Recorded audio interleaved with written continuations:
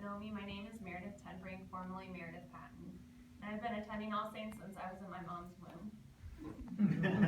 I grew up in Worthington and attended Indiana University, and then I attended Creighton University for graduate school in Omaha, Nebraska. After 7 years, I returned to Columbus, and I'm married to my college sweetheart right here at All Saints. I'm now employed as an occupational therapist at Nationwide Children's Hospital, and currently Michael and I live in the Short North. Hi, I'm Michael Brink. I am an intervention specialist at Shanahan Middle School in Olentangy. I also coach middle school cross country and track. I originally was from Chicago, and I met Meredith at Indiana University, as she said. Moved to Columbus in August of 2016 after our engagement to be closer to Meredith. My faith story begins in, I knew I was going to cry. Okay, my faith story begins and is centered around a member of my family who many people in my church family don't know exists.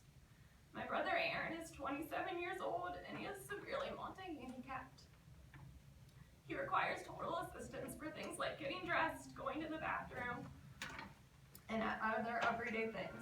Aaron is also always a happy camper. He never comes to church because, well, he'd be too noisy to sit in a pew and we wouldn't be able to hear anything that Pastor Gerber or Pastor Mike have to say. Growing up, my family attended church regularly. I went to Sunday school or church every Sunday that I didn't have basketball or travel soccer. My faith and belief in God was strong, but I always had a few questions nagging in the back of my mind. I believed that when I died, I'd be able to ask God 3 questions, and they were, what's wrong with my brother? He's undiagnosed, so we don't know what he has, even though he's had several tests and other procedures. What will his prognosis be? Growing up, doctors told my family that he'd never be able to sit up, but now he can walk up to a mile. And then, why did you choose my family to have Aaron? As I continued to grow up, I learned about an occupation that helps people with disabilities and impairments do everyday things, and be as independent as possible in today's society. I've now matured to realize that growing up with Aaron taught me how to be an OT before I even knew anything about the profession. After working hard to get through school, surviving chemistry and anatomy, that can be a faith story in its own. I'm now so very proud to answer the question, what do you do for your profession? I went from being the girl that had to be dragged to the hospital to visit my brother, to the girl who now works there every day. God also helped me find my husband, Michael. As I mentioned earlier, we went to IU. What Michael did not tell you is that we met at a fraternity party. After talking, Michael offered to walk me home. We were talking about majors, and we asked each other the question, what's your major? He answered special education. I said, oh, I have a brother with disabilities, and to my surprise, he answered, oh, me too. That one commonality started an instant friendship that turned into more. Having a sibling with disabilities is something that people don't get, nor can they relate to the tribulations and joys. This vision appeal offers so many exciting opportunities for All Saints, but one of the items that quickly caught our interest is the proposal to make a more accessible church to accommodate for all.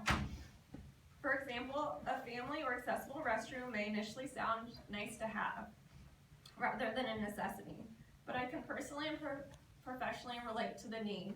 We take patients out on outings through children's, and then I also drag my brother out with me, especially to Target, and you can only imagine how hard it is to get a wheelchair and 2 people into a restroom that stall that is small, or the lack of dignity for people needing an accommodation.